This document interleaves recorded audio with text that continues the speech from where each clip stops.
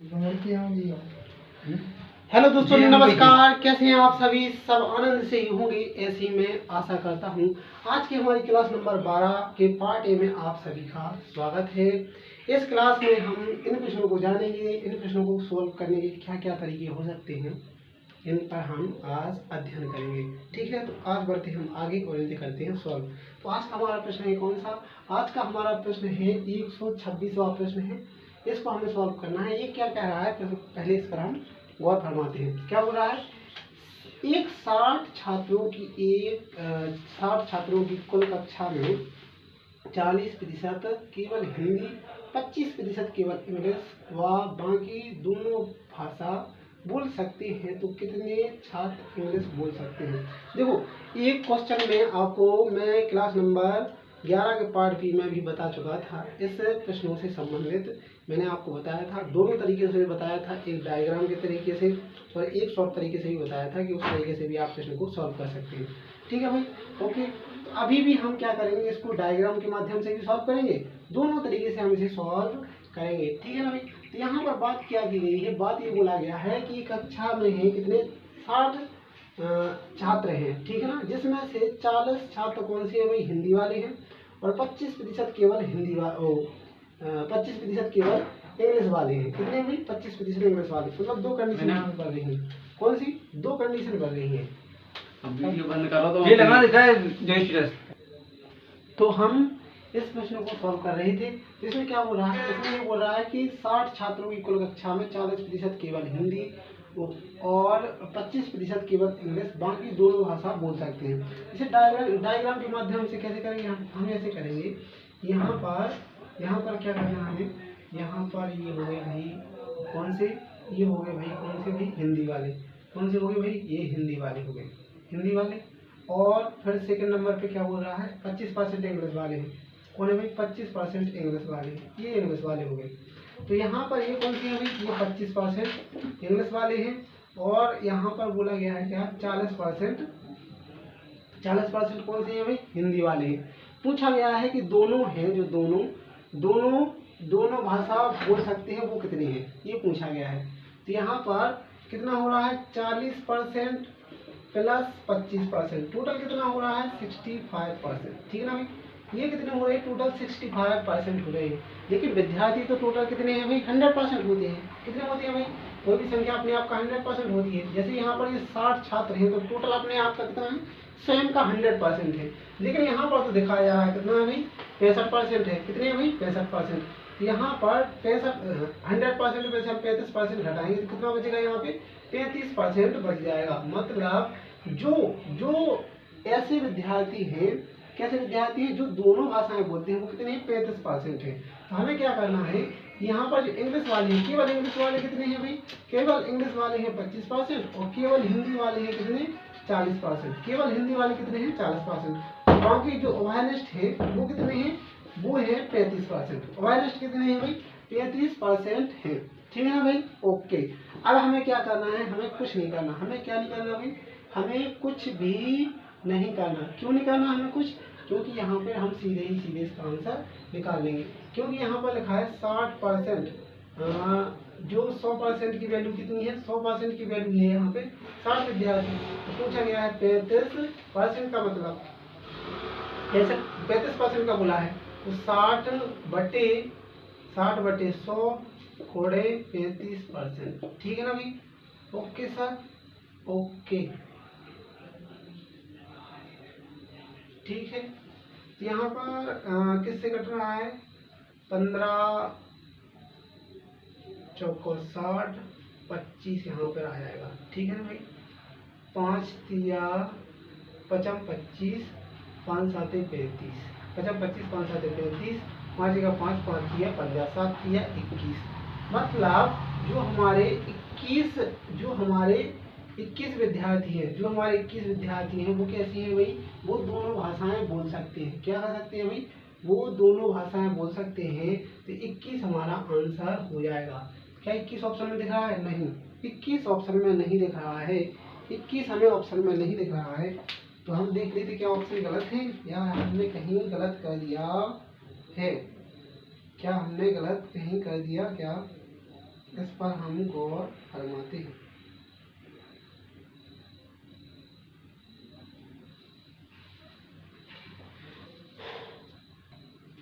तो यहाँ पर हमने प्रश्न को थोड़ा त्रुटिपूर्वक पढ़ा है। क्यों? क्योंकि यहाँ पर बोला क्या गया है, यहाँ पर बोला गया है तो कितने छात्र इंग्लिश बोल सकते हैं, और हमने निकाल दिया किसका आंसर, हमने निकाल दिया विद्यार्थियों का आंसर जो दोनों भाषाएं बोलते हैं। तो हमें थोड़ा ध्यान देना है, क्या करना है भाई, हमें थोड़ा ध्यान देना है, ध्यान देकर इसे सॉल्व करना है, ठीक है ना भाई। ओके, आगे बढ़ते हैं, आगे बढ़ते हैं। इस प्रकार से बोला जा रहा है कितने विद्यार्थी या कितने छात्र इंग्लिश बोलते हैं। तो इंग्लिश पहले कितने, केवल और केवल ओनली इंग्लिश वाले कितने थे भाई, 25%, ठीक है ना भाई। फिर इसके बाद में 35% छात्र ऐसे हैं जो इंग्लिश भी बोल सकते हैं और हिंदी भी बोल सकते हैं। तो जो इंग्लिश भी बोल रहे हैं तो वो इंग्लिश में भी काउंट होंगे ना। तो 25% वो पहले से थे और 35% विद्यार्थी ये भी हैं जो हिंदी इंग्लिश दोनों बोल रहे हैं। मतलब एक तो हिंदी भी बोल रहे हैं और इंग्लिश भी बोल रहे हैं, ये 35%। इन्हें जोड़ देंगे तो हमारा कितना हो जाएगा, 60%। मतलब 60% ऐसे विद्यार्थी हैं जो इंग्लिश बोल सकते हैं। तो यहाँ पर ये बोला गया है, क्या बोला गया है कि जो 100% है, 100% का मान दिया हुआ है कितने, 60 छात्रों के बराबर। तो यहाँ पर 60% का मान निकालना है। तो यहाँ पर क्या हो जाएगा, 60/100 गुणे 60%। तो यहाँ पर क्या हो जाएगा, 15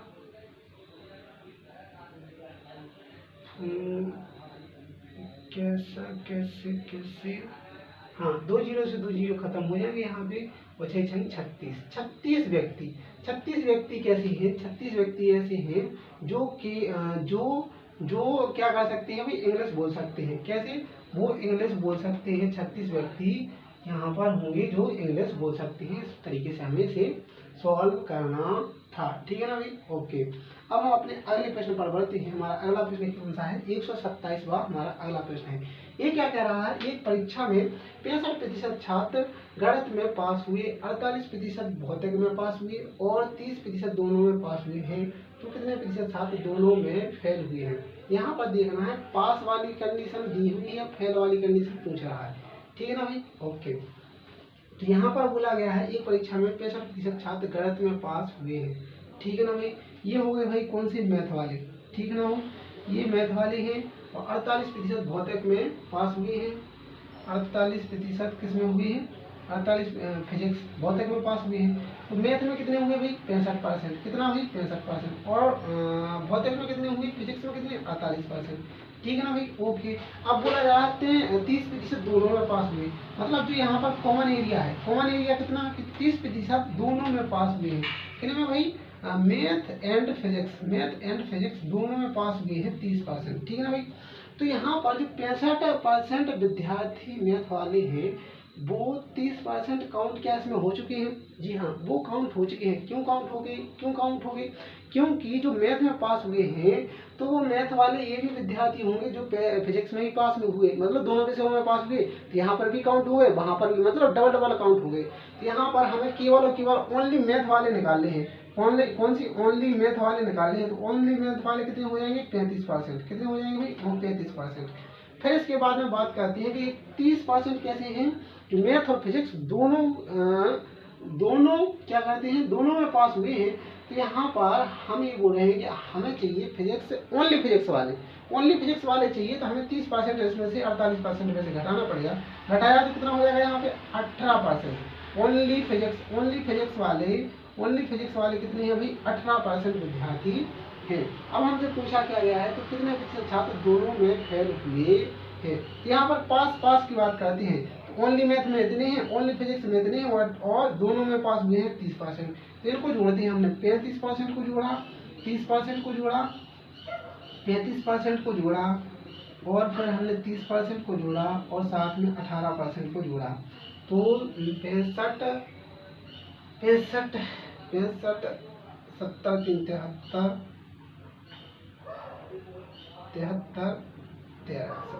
83% छात्र हो गए हमारे, ठीक है ना भाई। तो मतलब 83% छात्र हो चुके हैं पास।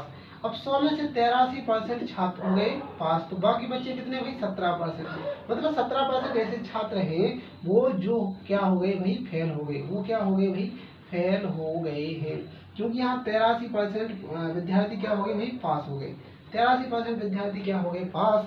तो 100% में से 83% विद्यार्थी पास हो गए, तो बचे कितने भाई, बचे बाकी 17% विद्यार्थी जो कि क्या हो गए हैं, फेल हो गए हैं। यहाँ पर ऑप्शन नंबर ए हमारा सही हो जाएगा। ठीक है ना भाई, ओके। अब हमारा अगला प्रश्न क्या है, उस पर हम गौर करते हैं। हमारा अगला प्रश्न क्या कह रहा है, उस पर हम गौर करते हैं। हमारा अगला प्रश्न है 128वां। क्या कह रहा है, एक गांव में 60% परिवारों में से प्रति एक के साथ एक गाय है, 30% के पास भैंस है और प्रति एक 15% के पास दोनों गाय व भैंस हैं। यदि कुल 96 परिवार हो तो कितने परिवारों के पास गाय व भैंस नहीं है, ये यहाँ पे बोला गया है। तो ठीक है, एक गांव में कितने 60% परिवारों में से प्रत्येक के पास प्रत्येक के साथ एक गाय है, 30% के पास भैंस है और 15% के पास गाय है। मतलब यहाँ पर एक 15% के पास दोनों गाय और भैंस है,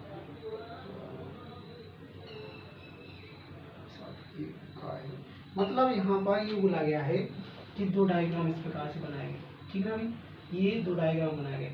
यहाँ पर ये बोला गया है कि 60% परिवारों में से प्रति एक के साथ एक गाय है, मतलब यहाँ पर 60% परिवार है, इनके साथ क्या है भाई, गाय है। क्या है भाई, गाय है। क्या है भाई, गाय है। 60% के पास क्या है, गाय है। ठीक है, फिर बोला गया है कि 30% के पास क्या है, 30% के पास क्या है, भैंस है। 30% के पास क्या है भाई, भैंस। क्या है भाई, भैंस। किसके कितने के पास, 30% के पास भैंस है। फिर बोला गया है कि प्रति एक 15% के पास दोनों गाय और भैंस है, मतलब जो यहाँ पर ओवरनेस्ट एरिया है उसमें कितने हैं भाई, उसमें कितने हैं, 15%, मतलब 15% लोगों के पास गाय और भैंस दोनों है, मतलब गाय और भैंस दोनों है, और भैंस दोनों है। ठीक है ना भाई, दोनों है, दोनों है। ठीक है ना भाई, 15% के पास गाय और भैंस दोनों है। तो अब हमें बात करनी है केवल और केवल गाय कितने लोगों के पास है। तो 60% में से 15% लोगों के पास तो दोनों है, लेकिन मुझे केवल और केवल गाय की जानकारी प्राप्त करनी है। तो यहाँ पर कितने निकलेंगे भाई, कितने निकलेंगे, अगर 20 होता तो 40, 45%, मतलब 45% के पास केवल और केवल गाय है। लेकिन पूछा हमसे क्या गया है, यदि कुल 96% परिवार हो तो कितने परिवारों के पास गाय व भैंस नहीं है, गाय व भैंस नहीं है। ठीक है ना भाई, इसे ही सॉल्व करते हैं। फिर इसके बाद में 30% के पास क्या है, गाय है, लेकिन हमें केवल और केवल भैंस की बात करनी है। 30% के पास भैंस है तो केवल और केवल भैंस की बात करनी है, तो कितने हो जाएंगे, 15%। ठीक है ना भाई, इनको जोड़ेंगे तो बनेगा 15 60 70 75%, मतलब 75% के पास 75% लोगों के पास 100 में से 75% लोगों के पास गाय व भैंस है, मतलब टोटल लोगों के पास जो 75% लोग हैं उनके पास 75% लोगों के पास गाय या भैंस है ही है। लेकिन हमारे पास तो है 100% लोग, हमारे पास है कितने, 100% लोग।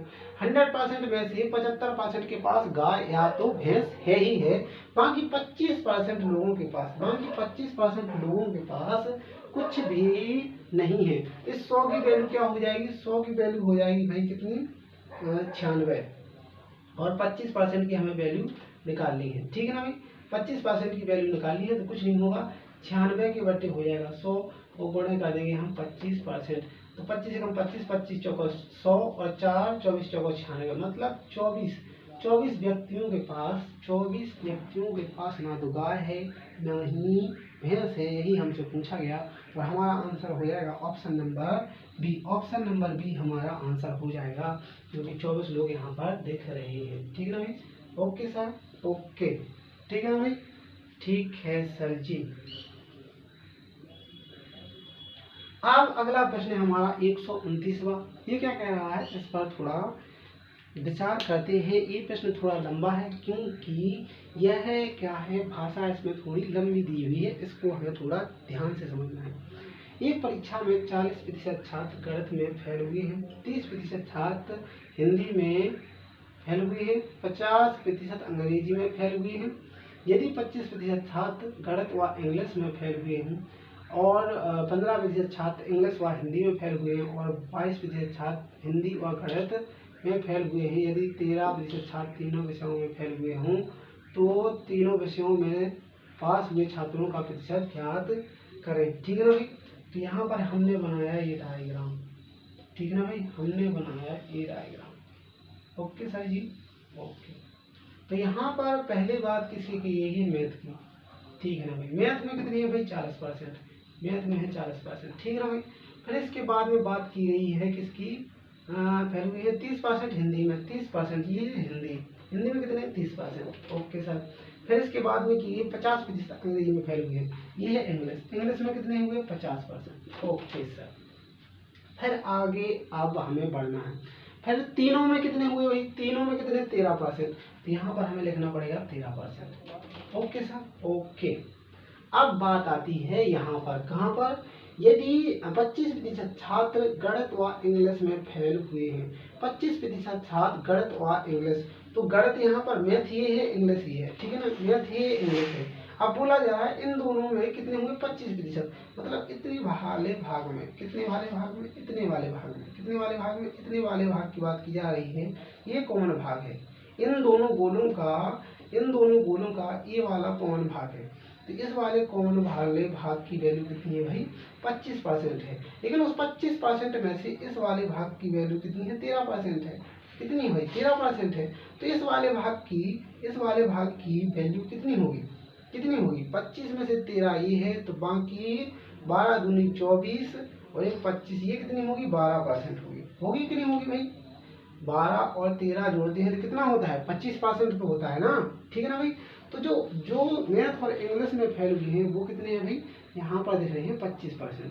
फिर आगे बात क्या बोला गया है, 15% छात्र इंग्लिश व हिंदी में फेल हुए हैं, मतलब 15% किसमें, 15% छात्र इंग्लिश व हिंदी में फेल हुए हैं। इंग्लिश कहाँ है, इंग्लिश ये है, हिंदी ये है, ठीक है ना भाई। अब बात करनी है हमें इस वाले कॉमन एरिया की, किस वाले, इस वाले कॉमन एरिया की बात करनी है। देखो मैं दूसरे मार्कर से बताता हूँ। अब हमें बात करनी है इस वाले कॉमन एरिया की, ठीक है ना भाई। इस वाले कॉमन एरिया की बात करेंगे हम, तो यहाँ पर कितना बोला गया है, यहाँ पर कितना बोला गया है, 15% बोला गया है। तो 15% में से 13% कॉमन एरिया तो ये वाला है, ठीक है ना भाई। 15 में से 13 इतना है, तो बाकी बचा हुआ 2% कौन सा होगा, ये वाला एरिया होगा कि नहीं होगा, जी हाँ वही होगा। अब इसके बाद में क्या बोला गया है, और 22% छात्र हिंदी व गणित में फेल होते हैं। हिंदी कौन सी है भाई, ये है, गणित कौन सी है, ये है। फिर बोला गया है कितने कि 22% छात्र, अब 22 कौन सा भाग है, ये इतने भाग की बात कर रहे हैं, इतने भाग की। अब 22 में से 13 भाग तो यही है, 13 तो इतना ही है, क्योंकि तीनों की बात की गई थी, तो 13 तो यही है। 22 में से 13 ये है, तो बाकी 9 कौन सा होगा भाई, 9% भाग ये वाला होगा, ठीक है ना भाई। ओके, बस अब कुछ नहीं, सीधा सीधा आंसर आ रहा है, बस हमें सीधा सीधा सॉल्व कर देना है। अब सीधा सीधा कैसा, अब हम ओनली मैथ के वाले निकाल लेते हैं, ओनली मैथ वाले निकाल लेते हैं, ओनली हिंदी वाले निकाल लेते हैं और ओनली इंग्लिश वाले निकाल लेते हैं। अब ओनली मैथ वाले कितने हो रहे, तो इनको पहले जोड़ देंगे जोड़ा तो कितना हो जाएगा, यहाँ पे 25 और यहाँ पर 34, तो यहाँ पर कितने, ओनली मैथ वाले कितने हो गए 6%, ठीक है भाई। ओनली हिंदी वाले कितने हो रहे हैं, तो यहाँ पर 15 15 15 15 10 25 24 24 24 24 24 6% हिंदी वाले हुए, ठीक है ना भाई।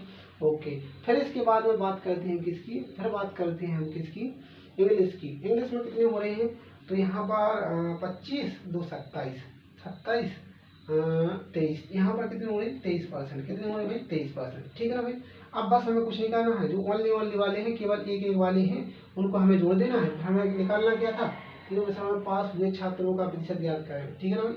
हमें क्या निकालना है, पास हुए छात्रों का प्रतिशत निकालना है। तो यहाँ फेल वाले जोड़ लेंगे तो पता चल जाएगा।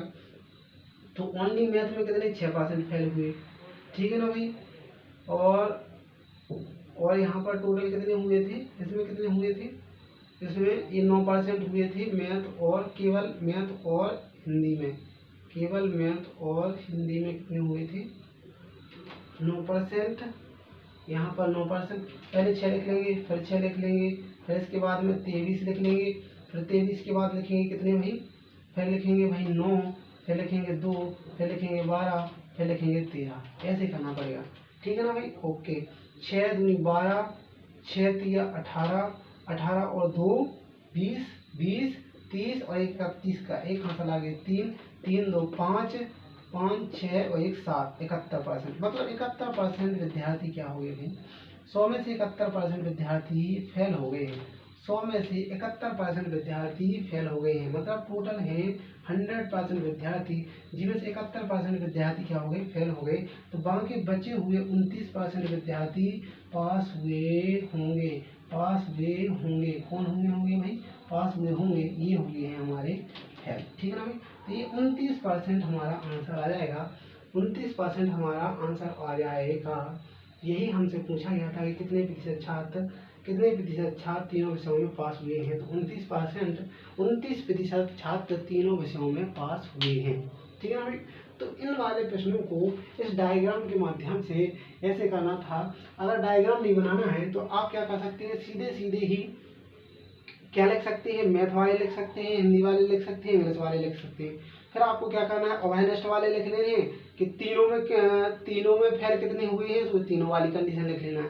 फिर क्या करना है, बस थोड़ा सा दिमाग लगा के हमें घटाना है, देख कर कि ओनली और ओनली मैथ और हिंदी में ओनली और ओनली कितने फेल हुए हैं। तो ये हमें अच्छे तरीके से विस्तार से सॉल्व करने हैं ये प्रश्न, क्योंकि ये बहुत ही सरल होते हैं।